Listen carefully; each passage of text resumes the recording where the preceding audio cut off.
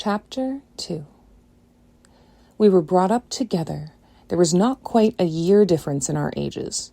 I need not say that we were strangers to any species of disunion or dispute. Harmony was the soul of our companionship, and the diversity and contrast that subsisted in our characters drew us nearer together. Elizabeth was of a calmer and more concentrated disposition, but with all my ardor, I was capable of a more intense application and was more deeply smitten with the thirst for knowledge. She busied herself with following the aerial creations of the poets, and in the majestic and wondrous scenes which surrounded our Swiss home, the sublime shapes of the mountains, the changes of the seasons, tempest and calm, the silence of winter, and the life and turbulence of our alpine summers, she found ample scope for admiration and delight. While my companion contemplated with a serious and satisfied spirit the magnificent appearances of things, I delighted in the investigating their causes. The world was to me a secret which I desired to divine. Curiosity, earnest research to learn the hidden laws of nature, gladness akin to rapture, as they were unfolded to me, are among the earliest sensations I can remember.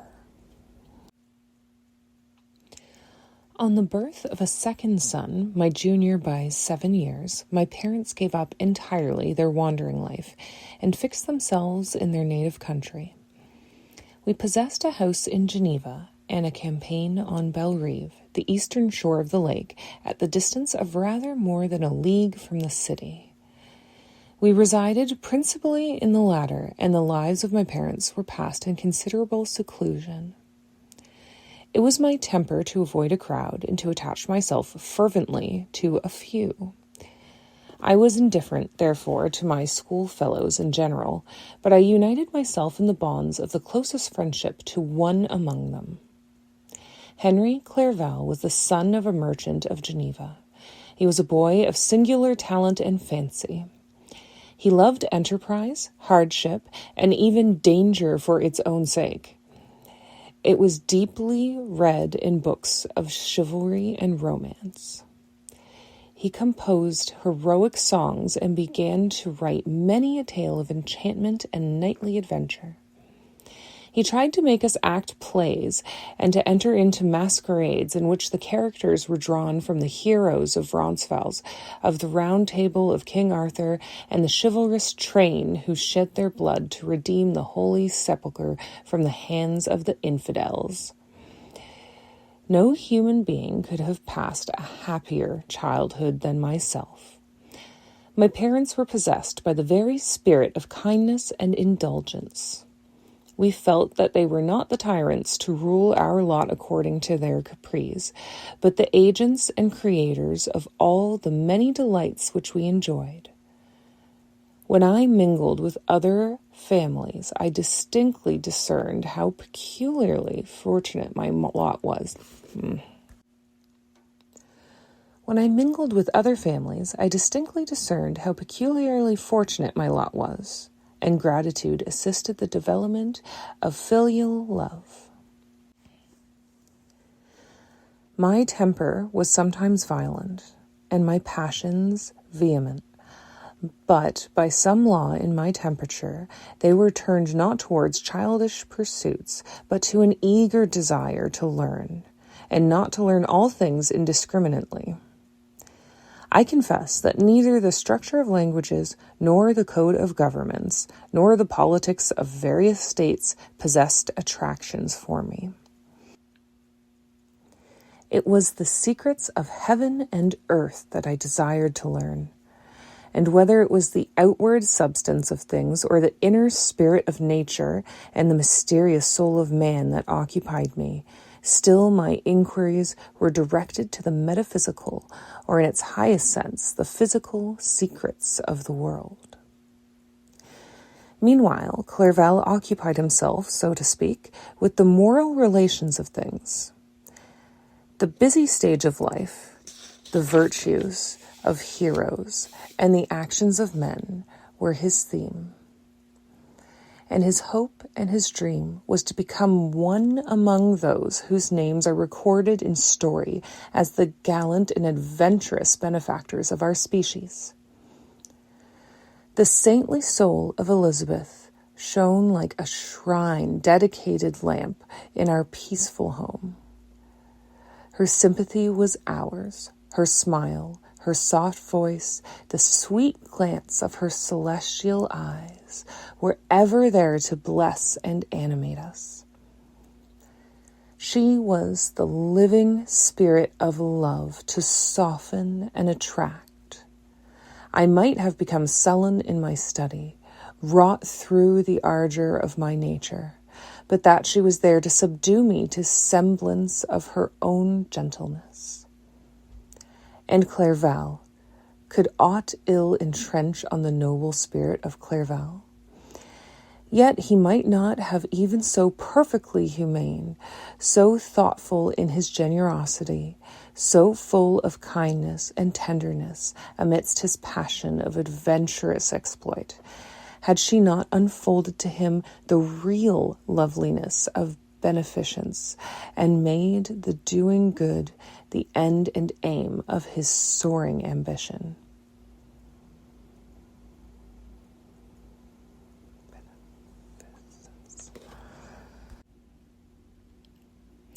Yet he might not have been so perfectly humane, so thoughtful in his generosity, so full of kindness and tenderness amidst his passion for adventurous exploit, had she not unfolded to him the real loveliness of beneficence and made the doing good the end and aim of his soaring ambition.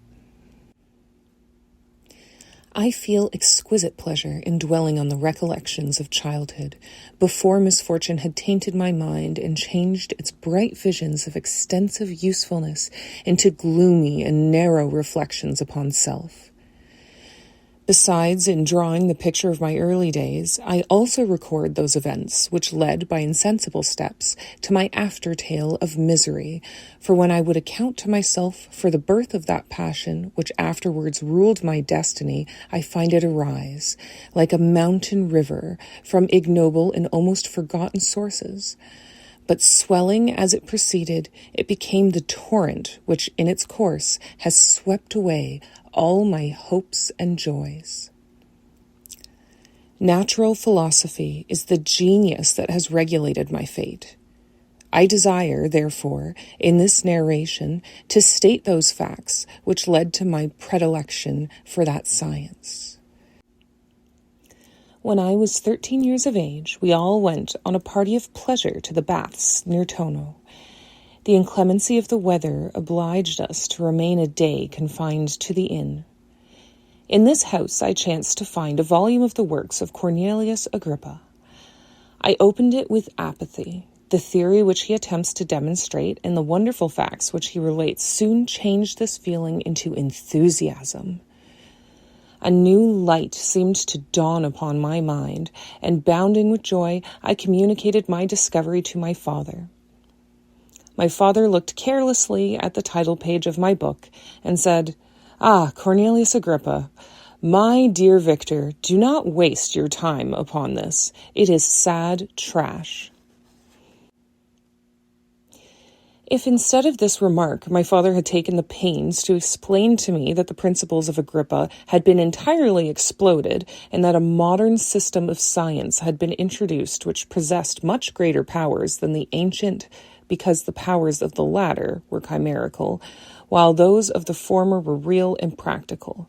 Under such circumstances, I should certainly have thrown Agrippa aside and have contented my imagination, warmed as it was, by returning with greater ardor to my former studies.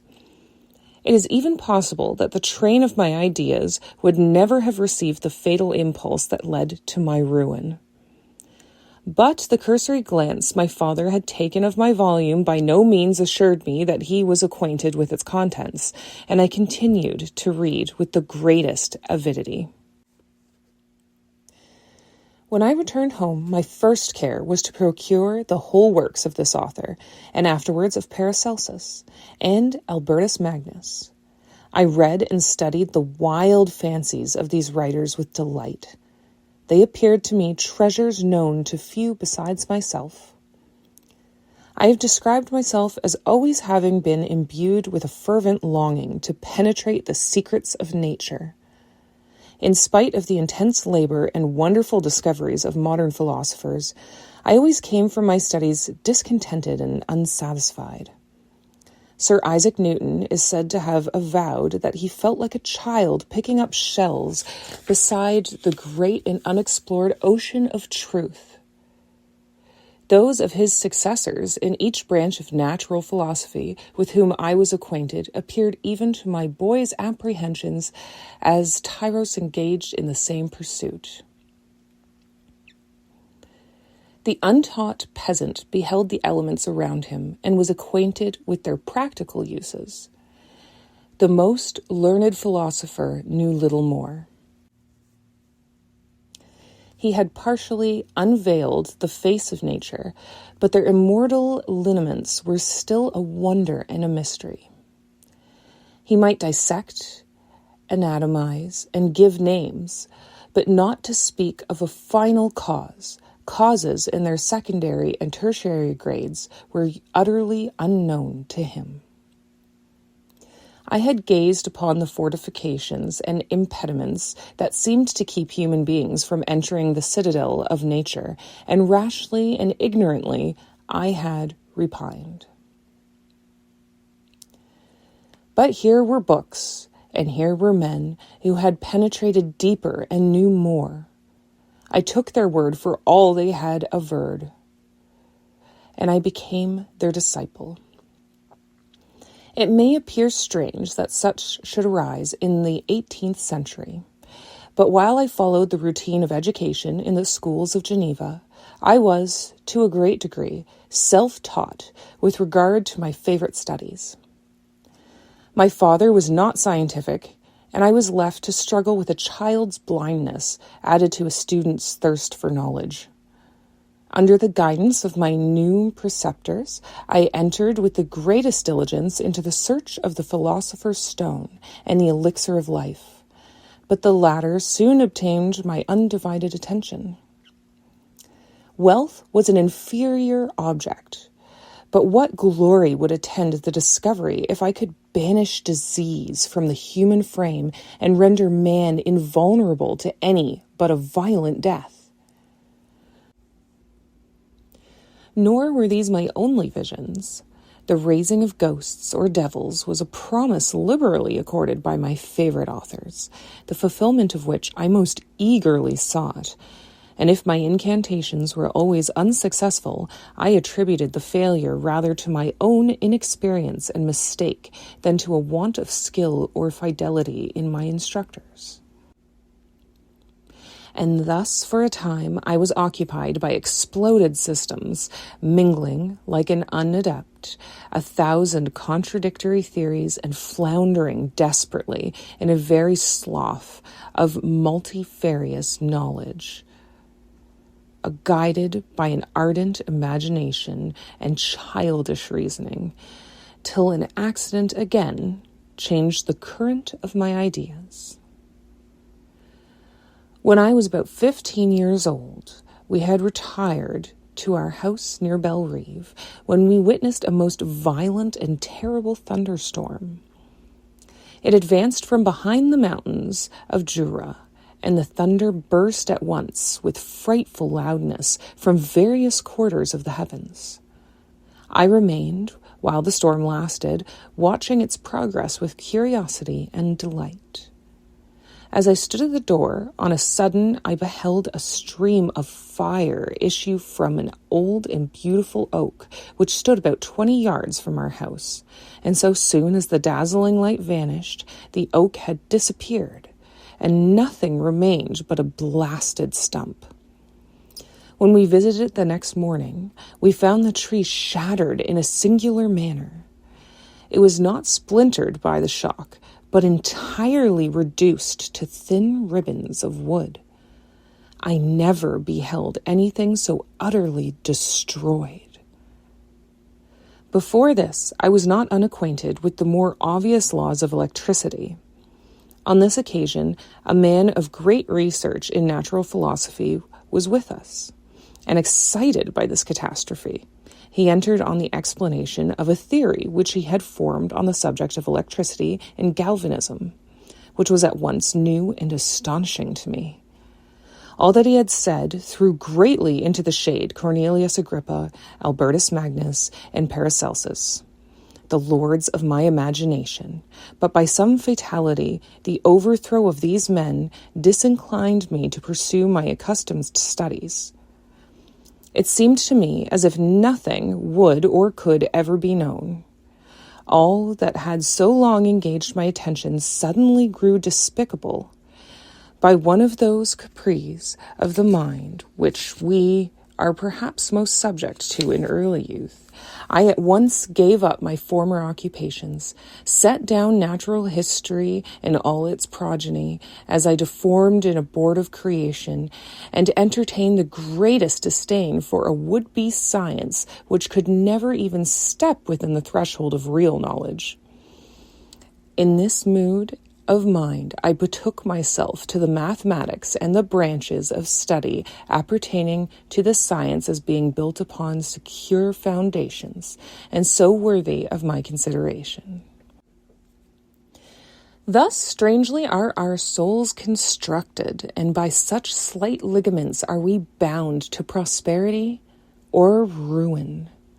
When I look back, it seems to me as if this almost miraculous change of inclination and will was the immediate suggestion of the guardian angel of my life, the last effort made by the spirit of preservation to avert the storm that was even then hanging in the stars and ready to envelop me. Her victory was announced by an unusual tranquillity and gladness of soul, which followed the relinquishing of my ancient and latterly tormenting studies. It was thus that I was to be taught to associate evil with their prosecution, happiness with their disregard. It was a strong effort of the spirit of good, but it was ineffectual. Destiny was too potent, and her immutable laws had decreed my utter and terrible destruction.